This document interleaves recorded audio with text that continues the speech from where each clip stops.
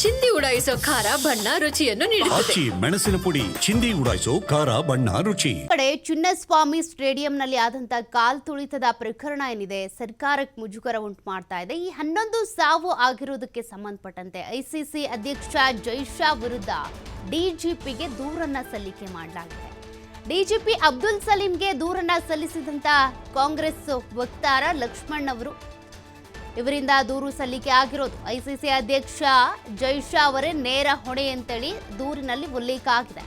ಪೆಹಲ್ಗಾಮ್ ಘಟನೆಯ ನಂತರ ಐಪಿಎಲ್ ಸ್ಥಗಿತ ಆಗಿತ್ತು. ಅಂದ್ರೆ ನೋಡಿ, ಆ ಒಂದು ಸಂದರ್ಭದಲ್ಲಿ ಐಪಿಎಲ್ ಬೇಡ ಅಂತ ಹೇಳಲಾಗ್ತಾ ಇತ್ತು. ಪಾಕಿಸ್ತಾನ ಭಾರತದ ಮೇಲೆ ದಾಳಿ ಮಾಡೋ ಸಾಧ್ಯತೆ ಇದೆ ಅನ್ನುವಂಥ ಕಾರಣಕ್ಕೆ. ಆದರೆ ಮತ್ತೆ ಅದನ್ನ ಪ್ರಾರಂಭಿಸೋದಕ್ಕೆ ಐಸಿಸಿನೇ ಅವಕಾಶ ಕೊಟ್ಟಿದ್ದು.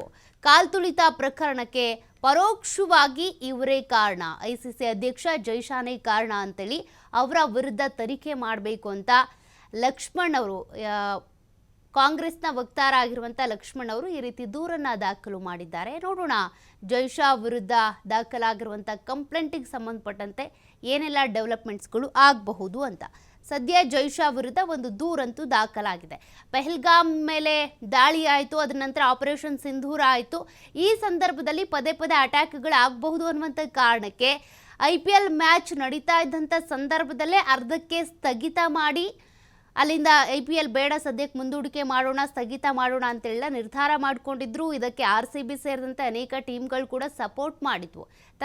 ತದನಂತರ ಮತ್ತೆ ಐಪಿಎಲ್ ಶುರುವಾಯಿತು. ಐಪಿಎಲ್ ಮುಗಿದು ಹೋಯಿತು. ಕೊನೆಗೆ RCB ಕಪ್ಪನ್ನು ಕೂಡ ಎತ್ತಿಡಿತು. ಅದರ ಸೆಲೆಬ್ರೇಷನ್ಗೆ ಅಂತ ಚಿನ್ನಸ್ವಾಮಿ ಸ್ಟೇಡಿಯಂನಲ್ಲಿ ನಡೆದಂಥ ಒಂದು ಕಾರ್ಯಕ್ರಮದಲ್ಲಿ ಕಾಲ್ತುಳಿತ ಆಯಿತು. 11 ಮಂದಿ ಸಾವನ್ನಪ್ಪಿದ್ದಾರೆ. ಈ ಪ್ರಕರಣಕ್ಕೆ ಅಥವಾ ಈ ಘಟನೆಗೆ ನೇರ ಹೊಣೆ ಐಸಿಸಿ ಅಧ್ಯಕ್ಷ ಜೈಶಾನೇ ಅಂತೇಳಿ ಈಗ ಕಾಂಗ್ರೆಸ್ನ ವಕ್ತಾರ ಲಕ್ಷ್ಮಣ್ ಅವರು ಒಂದು ಕಂಪ್ಲೇಂಟನ್ನು ದಾಖಲು ಮಾಡಿದ್ದಾರೆ. ಅದರಲ್ಲಿ ಇಷ್ಟೆಲ್ಲ ಅಂಶಗಳು ಉಲ್ಲೇಖ ಆಗಿದ್ದಾವೆ. ಇವರ ನೇರ ಹೊಣೆ, ಪೆಹಲ್ಗಾಮ್ ದಾಳಿ ನಂತರ ಮತ್ತೆ ಯಾಕೆ IPLಗೆ ಅವಕಾಶ ಮಾಡಿ ಕೊಡಬೇಕಾಗಿತ್ತು ಅನ್ನುವಂಥ ಪ್ರಶ್ನೆಯನ್ನು ಕೂಡ ಅವ್ರು ಮಾಡಿದ್ದಾರೆ.